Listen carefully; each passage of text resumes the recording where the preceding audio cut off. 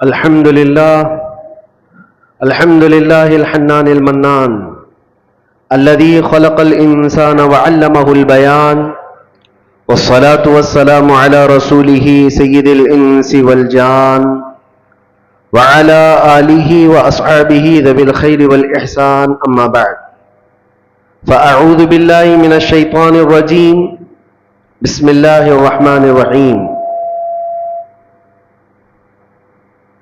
لقد جاءكم رسول من أنفسكم عزيز عليه ما عنتم حريص عليكم بالمؤمنين رؤوف رحيم.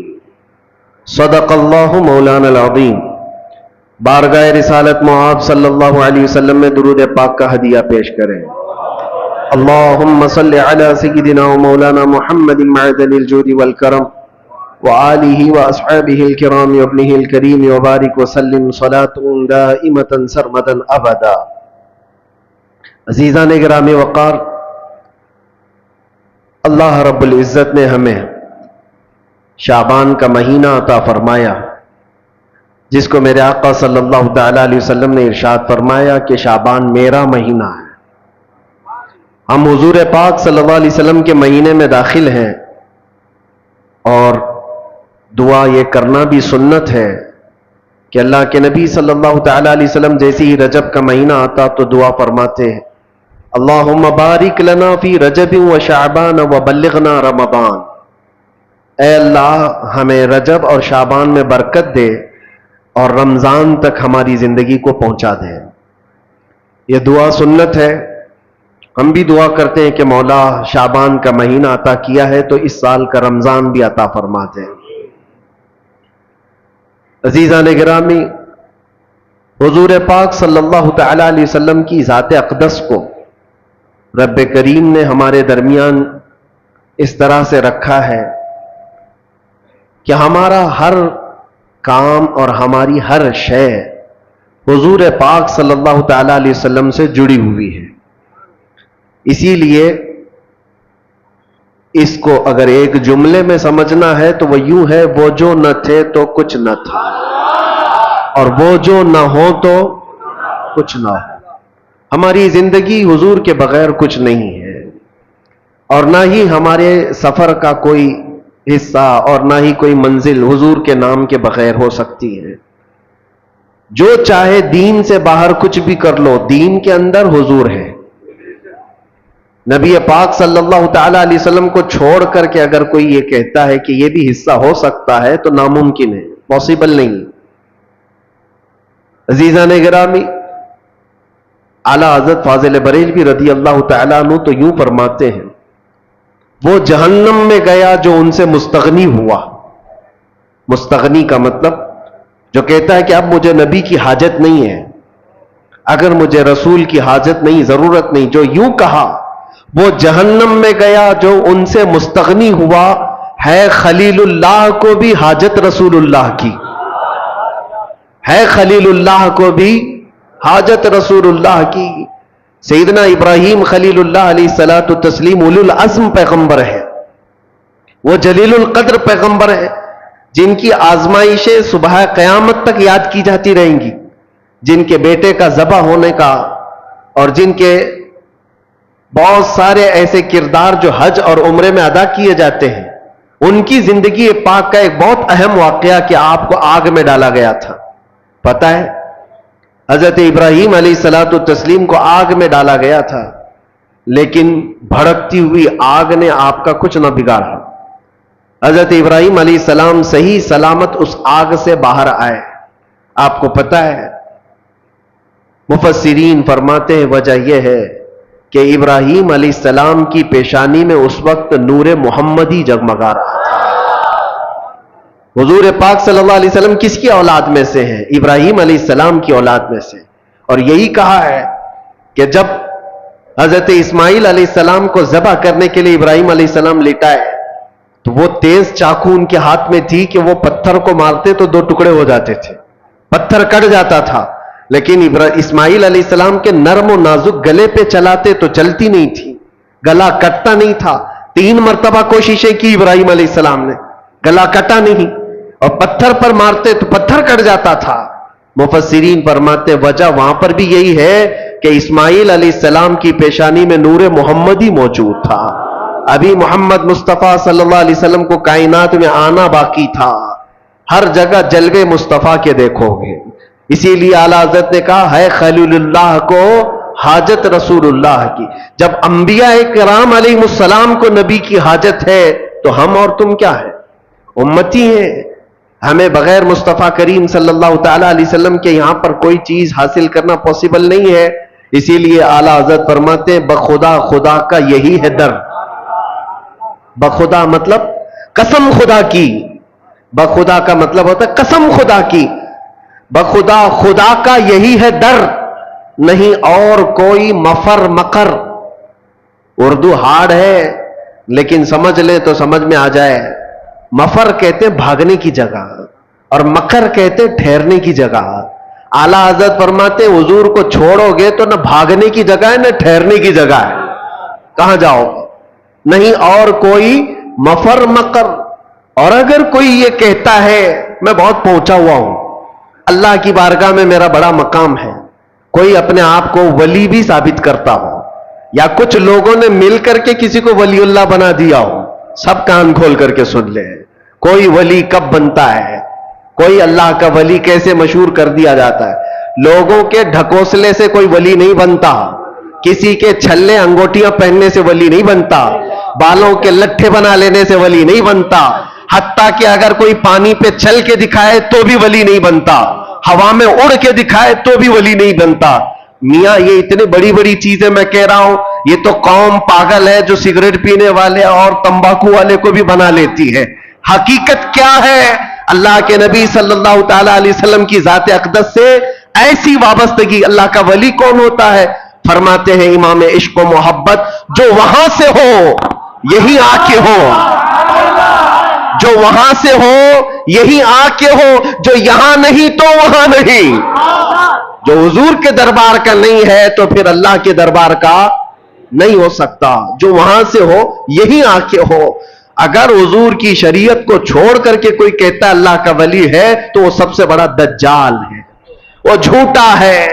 सैयदना शेख अब्दुल कादिर जीलानी रदी अल्लाह तआला अन्हु से बढ़कर के कौन पीर है? पीराने पीर गौसुल आजम दस्तगीर, जिनकी करामात पर हम और तुम तो छोड़ो, जो औलिया इकराम के मुतालिक आइन काइन करते हैं वो भी गौसे पाक को वली मानते हैं। हाँ, शेख इब्ने तैमिया अहले हदीस के बहुत बड़े इमाम शेख इब्ने तैमिया ने कहा है कि अगर कसरत से किसी की करामात साबित है तो शेख अब्दुल कादिर जीलानी की। उनके मुतालिक कह रहा हूं, जिनकी विलायत पर सबका इत्तेफाक है, सारे मानते हैं। वो गौसे आजम रदी अल्लाह तआला अन्हु नमाज पढ़ रहे हैं और बादल का एक टुकड़ा आपके ऊपर साया बन गया है। किसी और के ऊपर बन जाए तो फिर पता नहीं वो क्या समझ ले अपने आप को। वो बादल के टुकड़े से आवाज भी आने लगी, बात भी हो रही है, ए अब्दुल कादिर आज से तेरे लिए सारे हराम हलाल कर दिए गए, आज से तेरे लिए नमाज माफ कर दी गई। इतनी इबादत तुमने की है। सरकार गौसे पाक ने इबादत भी उतनी की थी। अगर कोई 100 रकात पढ़ करके थक जाए और वो सोचे कि मुझे कहीं से आवाज आई तो उसको लगता है हाँ पक्का मेरी कबूल हो गई है, 100 तो पढ़ा हो।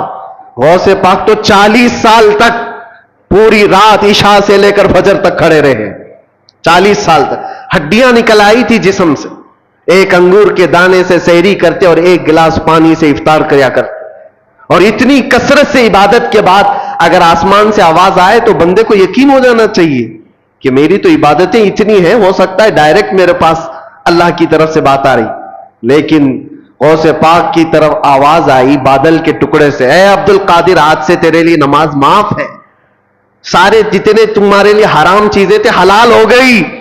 गौसे पाक ने जलाल में कहा यह आवाज रहमान की नहीं, यह शैतान की है। कोई चीज किसी के लिए कयामत तक हराम हलाल नहीं हो सकती जिसको मेरे मुस्तफा ने हराम किया हो। जो नबी पाक ने हराम कर दिया वो कयामत तक के लिए हराम है, किसी के लिए हलाल नहीं हो सकती। उसमें अब्दुल कादिर जीलानी क्या और कोई और क्या। गौसे पाक फरमाते यह आवाज शैतान की है। और दूसरी चीज آج سے میرے لیے عبادت معاف ہو گئی. غوث پاک فرماتے ہیں جو سید الانبیاء کے لیے نماز معاف نہیں ہوئی تو عبد القادر کے لیے کیسے ہو سکتی؟ یہاں تو بہت سارے ایسے ہی بیٹھے ہوئے ہیں، یہاں بیٹھے اور تصور میں نماز پڑھ رہے ہیں، اور دیوانے لوگ بھی ان کے پیچھے بھاگے جا رہے ہیں. سوچو تو صحیح، نبی پاک صلی اللہ علیہ وسلم کو چھوڑ کر کے اگر تم چاہتے ہو. کچھ لوگوں نے ایسے گمراہ کر رکھا ہے لوگوں کو. یاد رکھنا میرے عزیزو، ولایت کی کسوٹی شریعت مصطفیٰ ہے. حضور کو چھوڑ کر کے کوئی ولی نہیں بن سکتا. ولایت وہی ہے جو نبی پاک صلی اللہ تعالی علیہ وسلم کے نقش قدم پر چل رہا ہو. پیر ہو تمہارا، ولی ہو کوئی، ایسے کا دامن آنکھ بند کر کے تھام لینا جو تمہیں آنکھ بند کر کے سیدھے مدینے پہنچا دیتا ہو، حضور کی محبت تمہارے سینے میں ڈالتا ہو. باقی جھولا چھاپ ہے سب، باقی سب چندہ چھاپ ہے. دنیا میں ایسے ڈھکوسلے بہت ہوں گے. شیطان خضر کے لباس میں گھومتا ہو، اس کے پیچھے آنکھ بند کر کے بھاگنا تمہارے لیے بڑا خطرناک ہے. غوث پاک رضی اللہ تعالیٰ عنہ نے فرمایا جو عبادت اللہ کے نبی سید الانبیاء کے لیے معاف نہیں ہوئی میرے لیے کیسے معاف ہو سکتی؟ یہ شیطان کی آواز ہے، یہ شیطان کی آواز ہے. بادل کے ٹکڑے سے شیطان آواز دے سکتا ہے، بادل کے ٹکڑے سے شیطان آواز دے سکتا ہے، تو پھر کسی کی چٹھی نکال کے کیوں نہیں دے سکتا؟ آج کے دور میں لوگ یہ سمجھتے ہیں چٹھی نکالتا ہے بابا اور سب ہمارے راز جانتا ہے. میاں شیطان بہت کچھ کر سکتا ہے. ابھی بڑا دجال جب آئے گا وہ تو بارش بھی برسا کے دکھا سکتا ہے، سبزہ اگا کے بھی دکھا سکتا ہے. حدیث پاک میں وہ بڑا دجال تو مردے کو زندہ کر کے بھی دکھائے گا. لیکن تمہارے ایمان کا امتحان ہوگا. ہر گھڑی تم یہ دیکھو، یہ سارے عجائب دیکھ کر کے پاگل نہ ہو جانا. اپنے نبی کو یاد کرنا، میرا خدا رب العالمین ہے، اللہ رب العزت ہے. اور اب آپ کو میں بتاؤں، غوث پاک رضی اللہ تعالیٰ عنہ پر دوسرا حملہ کیا شیطان نے. کہا عبد القادر اتنا پڑھے لکھے ہو تم، اتنا پڑھے لکھے ہو، اگر اتنا پڑھے لکھے نہیں ہوتے تو آج تو میں تم کو گمراہ کر دیتا. آج جو میں نے کہا ہے، اب شیطان اپنی اصلیت پہ آیا. آواز جو آ رہی تھی بادل کے ٹکڑے سے کہ تمہارے لیے عبادت معاف ہے، تمہارے لیے حرام حلال ہے. غوث پاک نے جب جواب دیا تو شیطان کہتا ہے بہت پڑھے لکھے ہو تم، اور اتنا پڑھے لکھے ہو کہ آج تمہارے علم نے بچا لیا تمہیں، ورنہ گمراہ ہو جاتے آج. غوث پاک نے فرمایا ابلیس تو مجھے دوبارہ گمراہ کر رہا ہے، مجھے میرے علم نے نہیں میرے خدا کے فضل نے بچایا. علم تو تیرے پاس بھی تھا، علم تو تیرے پاس اتنا تھا کہ فرشتوں کو پڑھایا کرتا، لیکن تو بچ نہ سکا. اس لیے میرے عزیزو ہر گھڑی اس کا وار ہے، شیطان کا، ابلیس کا ہمارے اوپر. لیکن کسوٹی ایک ہی اپنی زندگی پر رکھو کہ نبی پاک صلی اللہ تعالیٰ علیہ وسلم کی ذات کے لیے ایسی کسوٹی رکھو کہ ہمارے بزرگوں نے جو ہمیں تعلیم دی ہے، نبی سے ہو جو بیگانہ اسے دل سے جدا کر دے. نبی سے ہو جو بیگانہ اسے دل سے جدا کر دے، پدر مادر برادر جان و مال ان پر فدا کر دے. یہ ہماری کسوٹی ہو، یہ ہماری زندگی کا معیار ہو. اور بعض لوگ یہ سمجھتے ہیں کہ ہم تو نبی پاک صلی اللہ علیہ وسلم سے بے انتہا محبت کرتے ہیں، اور تھوڑا بھی اگر کوئی دوسری جماعت کا دکھتا ہے جس کے دل میں حضور صلی اللہ تعالیٰ علیہ وسلم سے بغض لگتی ہے تو ہم تو اس سے دور رہتے ہیں. صرف اتنا ہی نہیں ہے، نبی سے ہو جو بیگانہ کا مطلب کیا ہے؟ جو شریعت چھوڑ کر کے بھاگ رہا ہے وہ نبی سے بیگانہ ہی تو ہے. حضور پاک صلی اللہ تعالیٰ علیہ وسلم سے اپنا دامن چھڑانے کی بات کرتا ہے، وہ نبی سے بیگانہ ہے. ایسے کو نہ تم اپنا دوست بناؤ، نہ اپنوں کے صحبت میں اس کو رکھو. اس لیے کہ قیامت کے دن جب پکڑ ہوگی، بروں کی صحبت کی وجہ سے بہت سارے ایسے ہوں گے جو جہنم میں جا رہے ہوں گے.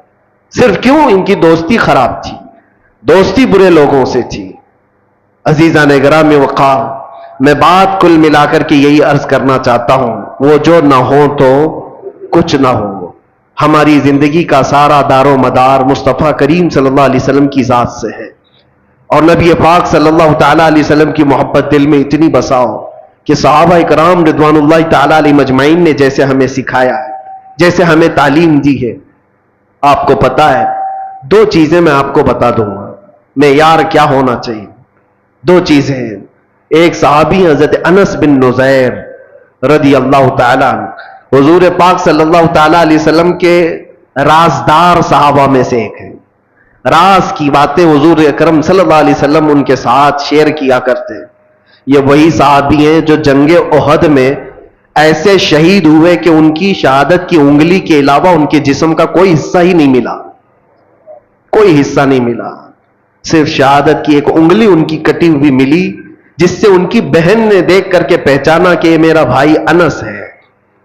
وہ صحابی کی بات کر رہا ہوں. جوانی کا عالم ہے, اور جوانی لوگ تو سمجھتے ہیں انگارے کا نام ہے, اندر خواہشات کا ایک طوفان ہوتا ہے, الگ الگ سب کی جوانیاں ہوتی ہیں. لیکن وہ صحابی رسول جس سے بے پناہ محبت کرتے تھے, عشق کرتے تھے, ان سے شادی بھی کر لیا, نکاح کر لیا.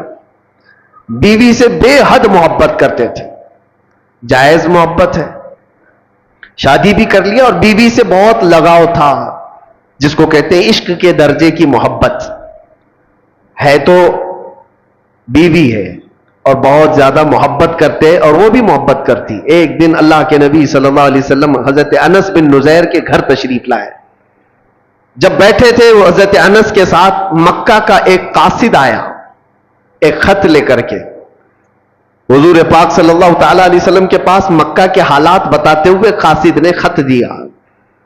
حضور صلی اللہ علیہ وسلم نے انس بن نزیر سے کہا, پڑھو خط میں کیا ہے, سناؤ. انس بن نزیر نے پڑھ کر کے سنایا. اس میں مکہ والے جنگوں کی جو تیاریاں کر رہے ہیں اس کے سارے معاملات لکھے ہوئے تھے, کہ مکہ والے مدینے کے اوپر اٹیک کرنا چاہتے, حملہ کرنا چاہتے. اور یہ سارے حالات اس خط میں راز کے طور پر تھے. نبی پاک صلی اللہ تعالی علیہ وسلم نے فرمایا, بند کرو انس, یہ تیرے اور میرے بیچ میں راز ہے, کسی کو پتہ نہیں چلنا چاہیے, اس کو سنبھال کے رکھو. حضرت انس نے کہا, جیسا حکم سرکار کا. حضور پاک صلی اللہ تعالی علیہ وسلم گھر سے نکل کر کے باہر تشریف لے گئے. ابھی باہر گئے تھے کہ انس بن نزیر کی بیوی اندر سے آئی, جس سے بے حد محبت کرتے تھے آپ, بہت عشق کرتے تھے. آئی, کہا انس, حضور پاک صلی اللہ تعالی علیہ وسلم تشریف لائے تھے, کچھ راز کی باتیں ہو رہی تھی, مجھے بھی تو بتاؤ کیا بات ہوئی. انس بن نزیر نے کہا, تیری محبت, تیرا عشق اپنی جگہ پر, وہ میرے اور نبی پاک کے درمیان کی بات ہے, وہ نہیں بتایا جا سکتا. کتنا بھی عشق ہو, کتنی بھی محبت ہو, تو بیوی ہے. حضور پاک صلی اللہ تعالی علیہ وسلم اور میرے بیچ جو معاملات ہیں اس کو میں نہیں بتا سکتا. بیوی نے کہا, کیا مجھ پر اعتبار نہیں کرتے؟ کہا, پورا اعتبار ہے, یقین بھی ہے, لیکن حضور پاک کے حکم سے بڑھ کر میرے لیے کائنات میں کوئی چیز ہی نہیں. بیوی نے ہنس کر کے کیا کہا, چلو نہیں بتاتے کوئی بات نہیں, میں نے سن لیا ہے دیوار کے پیچھے سے, سن لیا ہے میں نے کیا بات ہوئی ہے. کہا کیا بات ہوئی؟ کہا وہی تو مکہ والے جنگوں کی تیاریاں کر رہے ہیں, وہ خط میں یہ چیز آئی ہے. انس بن نزیر نے جیسی ہی اپنی بیوی سے یہ جملہ سنا, سیدھے جا کر گردن پکڑ لی, گردن پکڑ لی, اور گردن پکڑ کر کے سیدھے باہر لے کر کے آئے. کہا, اس وقت تک تیری گردن سے ہاتھ نہیں ہٹاؤں گا جب تک نبی پاک کا حکم نہیں آتا. حضور پاک صلی اللہ تعالی علیہ وسلم کے پاس لے کر کے آئے. اللہ کے نبی صلی اللہ علیہ وسلم نے دیکھا, انس کیا ہوا, کس بات کے لیے لے کر کے آئے؟ کہا, آقا میں مجرم نہ ٹھہرایا جاؤں, آپ نے فرمایا تھا راز کی بات ہے, میں حفاظت کر رہا تھا, میں نے کسی کو نہیں کہا, لیکن دیوار پیچھے سے میری بیوی نے سن لیا, اور جب مجھے خبر ہو گئی کہ اس نے سنا ہے, میں اس کی گردن پکڑ لیا ہوں. اگر سرکار کا حکم ہو تو میں یہاں ختم کر دوں یہ سارا معاملہ, تاکہ میں کل جرم میں نہ پکڑا جاؤں کہ نبی پاک کے راز کو افشا کرنے والا انس ہے. اپنی بیوی کی محبت کے چکر میں اپنے نبی پاک کی محبت کو داؤ پہ لگا دیا, یہ بات نہ ہے, اس لیے گردن پکڑ کر کے لایا ہوں. حضور نے فرمایا, ہاتھ ہٹاؤ, جتنا تم مجھ سے محبت کرتے ہو وہ بھی مجھ سے محبت کرتی ہے, جیسے تم رازدار ہو ویسے وہ بھی رازدار ہے, وہ صحابیہ ہے. ہاتھ ہٹا دیا اور اپنی بیوی سے مسکرا کر کے کہا, جب بات آ جائے رسول اللہ کی تو پھر گردن کسی کی نہیں ہوتی, پھر کسی کی اہمیت نہیں ہوتی.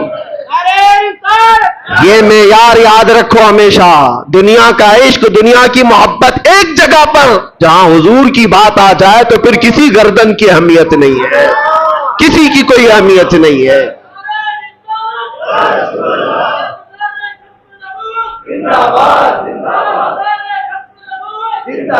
یہی معیار صحابہ نے ہمیں دیا تھا، یہی معیار. اور آج جو چیزیں ہمیں روک لیتی ہیں میرے عزیزو، یہ ہمارا کمفرٹ جینے کا شوق، ہمارا آرام سے رہنے کا شوق ہمیں بہت ساری قربانیوں سے پیچھے لے جاتا ہے. کیوں نہیں بات کرتے آج کوئی حضور پاک صلی اللہ تعالی علیہ وسلم پر اگر کتے بھونکتے ہو، کوئی خاموش بیٹھتا ہے یا کوئی خاموشی سے سنتا ہے تو صرف اس کے پاس ایک مجبوری ہے، بولوں گا تو میرے بیوی بچوں کا کیا ہوگا، میرے گھر بار کا کیا ہوگا، میرے جائیداد کا کیا ہوگا. میں پوچھتا ہوں کیا وہ صحابہ کے بیوی بچے نہیں تھے، ان کی جائیدادیں نہیں تھی، ان کے گھر بار نہیں تھے؟ عزیزان گرامی وقار، ان کے تو ایسے تھے جن سے وہ کمال درجے عشق کرتے، محبت کرتے، لیکن جب حضور کی بات آتی تو کہتے کل جہاں ایک طرف، میرے مصطفیٰ کی محبت الگ ہے، اس کا مقام الگ ہے. حضور اکرم صلی اللہ تعالی علیہ وسلم سے یہی درجہ عشق ہمیں صحابہ نے دیا. اگر وہ چیز معاشرے میں آ جائے میرے عزیزوں، پھر تمہیں کوئی بٹھا نہیں سکے گا، کوئی تمہیں جھکا نہیں سکے گا. آج مجھے اس بات کا احساس ہے کہ میں جو باتیں کرتا ہوں اس سے لوگوں کو تکلیف کیوں ہے. بہت سارے خطیب ہیں، بہت سارے مقرر ہیں. مجھے ایک صاحب نے کہا تھا کہ آپ صرف مقرر نہیں ہیں، آپ صرف خطیب نہیں ہیں، ہمیں یہ دیکھنا پڑتا ہے کہ لوگوں کے اندر انفلوئنس کتنا رکھتا ہے، لوگوں کے اندر اپنا اثر کتنا رکھتا ہے.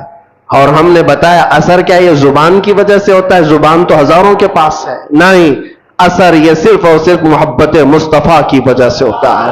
اور جہاں بندہ یہ احساس کر لے جاتا ہے میری ذمہ داری ہے، میں نبی کا ہوں اور میری ذمہ داری ہے، میرے عزیزوں، پھر کسی خطیب اور مقرر کی بھی اسے ضرورت نہیں پیش آتی. وہ صحابہ اکرام رضوان اللہ تعالی علیہم اجمعین کو قربانیاں دینے کے لیے کسی نے اکسایا تھا، کسی نے ابھارا تھا. کیسے وہ صحابیہ کی بات جب میں یاد کرتا ہوں تو رونگٹے کھڑے ہو جاتے ہیں. جنگ کے میدان کے بعد آتی ہے حضور کی بارگاہ میں اور کہتی ہے سنا ہے میرا جوان بیٹا شہید ہو گیا، اگر آپ حکم دیں تو میں اپنے بیٹے کی لاش دیکھوں. یا خبر آ جائے کسی کے مرنے کی تو کیا حالت ہوگی. لیکن ایک ماں ہے حضور سے اجازت لے کر آتی ہے، اگر حکم دیں تو میں اپنے جوان بیٹے کو دیکھوں. حضور نے فرمایا دیکھ سکتی ہو، جاؤ. میدان میں لاشیں ہیں، اس میں ایک جوان بیٹا خون میں لت پت اس بوڑھی خاتون کا نیچے ہے. لاش کو اٹھایا، کپڑے ہٹایا، جبہ ہٹا کر کے پیٹھ کو دیکھا، پھر بوسہ لیا اور سجدہ کیا. جو صحابہ کھڑے تھے پوچھتے ہیں اماں جانی کیا کر رہی ہو؟ کہتی ہے خاتون مدینے کی، جب یہ جوان میرے گھر سے نکل رہا تھا میرا بیٹا، میں نے اسے وصیت کی تھی. سنا ہے کہ حضور پاک صلی اللہ تعالی علیہ وسلم پر وقت سخت آ گیا ہے، مشرکین سختی سے حملہ کر دیے ہیں. بیٹا یاد رکھنا اگر حضور کو چھوڑ کر میدان سے بھاگتے ہوئے مارا گیا تو میں اپنا دودھ معاف نہیں کروں گی. میدان چھوڑ کر بھاگتے ہوئے مارا گیا تو میں اپنا دودھ نہیں معاف کروں گی. اور میں نے سنا آج میدان میں سے بہت سارے لوگوں پر ایسے حالات آ گئے تھے کہ ان کو بھاگنا پر مجبوری آ گئی، وہ ادھر ادھر بکھر گئے تھے. مجھے ڈر یہ تھا کہ میرا بیٹا بھی تو بھاگتے ہوئے نہیں مارا گیا. میں میدان میں آ کر یہی تو دیکھ رہی تھی پیٹھ پر تیر کے نشان تو نہیں ہے کہ بھاگتے ہوئے اس کو پیچھے سے کسی نے مارا. پھر میں سجدہ شکر اللہ کی بارگاہ میں اس لیے ادا کر رہی ہوں میرے بیٹے کی پیٹھ پر ایک بھی نشان نہیں ہے، جتنے سب سینے پر کھا کر کے مرا. وہ مائیں کیسی تھی، قربانیاں، اور ان کے بعد سامنے بچوں کی لاشیں ہیں اور وہ یہ کہتی اللہ کا شکر ہے کہ میرا بیٹا جمع مردی کے ساتھ گیا ہے. وہی مدینے کی خاتون ہے، وہ آتی ہے بارگاہ مصطفیٰ میں اور عرض کرتی ہے یا رسول اللہ کل مصیبت بعدک جلن، آپ ہیں تو پھر ہر مصیبت حل کی ہے. اے اللہ کے نبی آپ ہیں تو پھر ہر مصیبت حل کی ہے.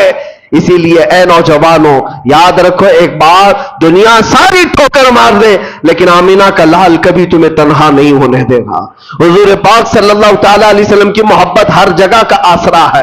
یہ میرے تجربے کی بات میں بتا رہا ہوں. اگر ایمان نہ ہوتا اور حضور کی محبت کا یہ درجہ نہ ہوتا تو ہم جیل میں پتہ نہیں کہاں سے کہاں پہنچ گئے ہوتے، کس طرح کے حالات ہوتے۔ میں نے ایک دو نہیں سینکڑوں لوگوں کو پاگل ہوتے ہوئے اندر دیکھا ہے، ڈپریشن کے شکار میں خودکشی کرتے ہوئے دیکھا ہے، اور لوگوں کو کفریات بکتے ہوئے دیکھا ہے۔ کوئی خدا نہیں، کوئی قرآن نہیں، کوئی دعا نہیں۔ جب نا امیدی اور مایوسی آتی ہے تو لوگ بفر جاتے ہیں، کفر بکنے لگتے ہیں، خودکشی کر لیتے ہیں، اور یا تو پھر مینٹلی اس طرح سے ڈس اپیئر ہو جاتے ہیں کہ وہ پاگل پن کے شکار ہو جاتے ہیں، مانسک سنتولن کھو بیٹھتے ہیں۔ یہ سب حالات دیکھ دیکھ کر کے ہمیں بھی احساس ہوتا تھا کہ ہمارا کیا ہوگا مستقبل، ہمارا فیوچر کیا ہوگا، جہاں پوری پوری طاقتیں باہر لگی ہو، چھوٹے موٹے لوگ کیا کر سکیں گے۔ لیکن میرے عزیزو، ایک چیز سہارا دیتی تھی، ایک چیز سہارا دیتی تھی، جب آنکھ بند کریں گنبد خضرا کی روشنی سہارا دیتی ہے۔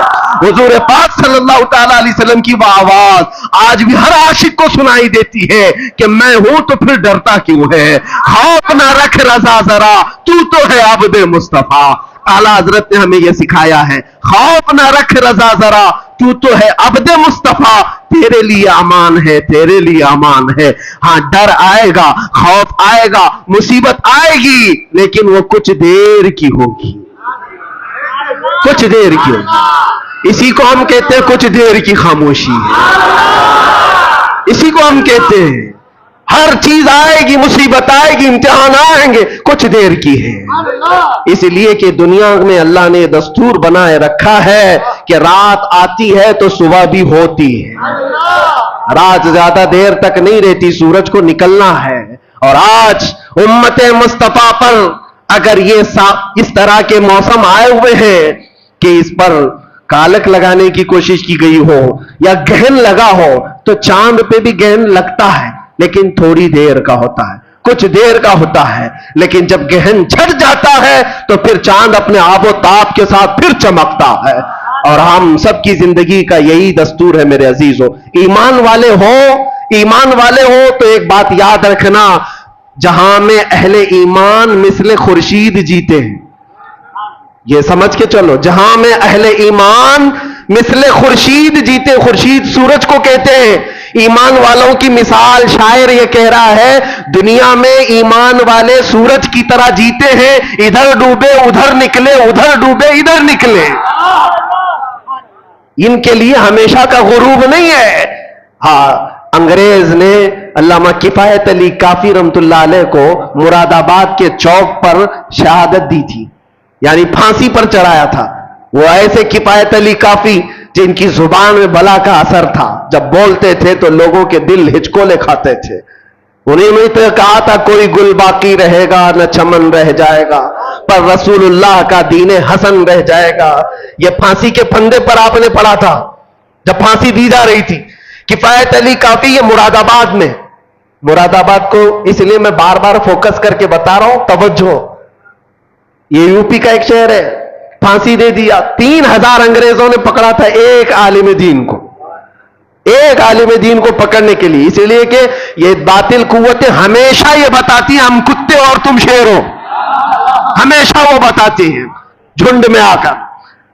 کفایت علی کافی کو جب پھانسی دی گئی تھی تو 8 دن تک جشن منایا گیا تھا، جشن منایا گیا کہ ایک ایسا بولنے والا یہ ختم ہو گیا، کفایت علی کافی چلا گیا۔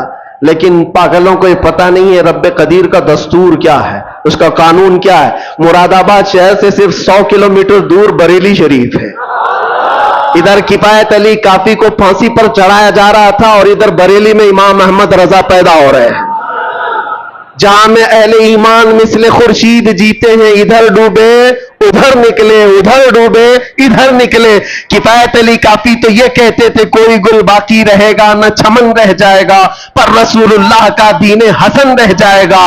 لیکن بریلی والا تو یوں کہنے لگا وہ کمال حسن حضور ہے کہ جہاں میں کہ گمان نقص جہاں نہیں، یہی پھول خار سے دور ہے، یہی شمع ہے کہ دھواں نہیں۔ ایک کفایت علی کافی کو پھانسی پر چڑھا کر 8 دن جشن منایا، لیکن بریلی والا اٹھ کر کے ایسا عشق پلایا کہ کونے کونے سے آواز آنے لگی، ڈال دی قلب میں عظمت مصطفیٰ سیدی اعلیٰ حضرت۔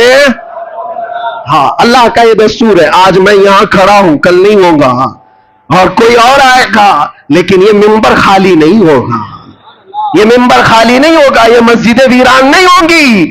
میں اسی مسجد کا امام، میں اسی ممبر کا ایک خطیب رہا، لیکن میرے بعد لوگ آتے گئے جاتے گئے. کیا کسی دن نماز بند ہوئی؟ کیا کسی دن خطبہ ختم ہو گیا؟ ہم تو ذریعہ ہیں. اللہ تبارک و تعالی ہمیں یہاں پر وقت مقررہ کے لیے رکھتا ہے. اسی طرح سے ہمارے بعد بھی آئیں گے، لیکن یاد رکھنا اللہ کا وعدہ ہے کہ لوگ اپنے منہ کے پھنکوں سے چراغ خدا کو بجھانا چاہتے ہیں، اور اللہ صبح قیامت تک اس چراغ کو روشن رکھے گا. لیکن ہم سب کی اور آپ کی ذمہ داری یہ ہے، ایسے جتنے بھی آئے ٹوپی پگڑی جبہ دیکھ کر کے نہیں پہچاننا، کبھی بھی نہیں. ہمارا معیار، ہماری کسوٹی یہ سارے لباس نہیں ہے، چال چلن نہیں ہے، چلت پھرت نہیں ہے، زبان نہیں ہے. ہماری کسوٹی صرف اور صرف ایک ہے. کسی کے اندر جھانک کر کے بھی دیکھو، گھس کر کے بھی دیکھو، ایک چیز ملنا چاہیے، وہ جو نہ ہو تو کچھ نہ ہو. وہ یہی کہنے والا حضور کے بغیر کچھ نہ ہو. اس کے اندر اتنی محبت اور اتنا عشق ہو تو پھر وہ کسی کسان کا بھی بیٹا ہو، ہمارے سر کا تاج ہے، وہ ہمارا امام ہے.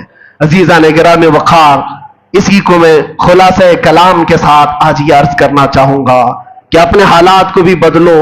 دنیا تمہارے انتظار میں ہے، دنیا تمہارے انتظار میں. تم نے اپنے اوقات کو کس چیز میں برباد کر رکھا ہے؟ سوشل میڈیا پر 18 گھنٹے برباد کرنے والے لوگ، نوجوانوں کی. آپ کے پاس موبائل ہے، اس میں دیکھ لو کبھی کبھار کہ کتنے گھنٹے آپ نے یوٹیوب یوز کیا ہے، کتنے گھنٹے انسٹا یوز کیا ہے، واٹس ایپ کتنے گھنٹے یوز کیا ہے.